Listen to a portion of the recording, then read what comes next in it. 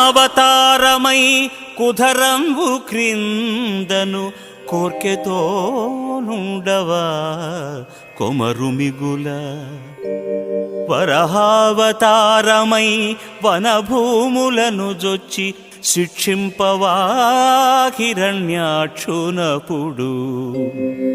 నరసింహమూర్తివై నరభోజను హిరణ్యకశిపుని త్రుంపవా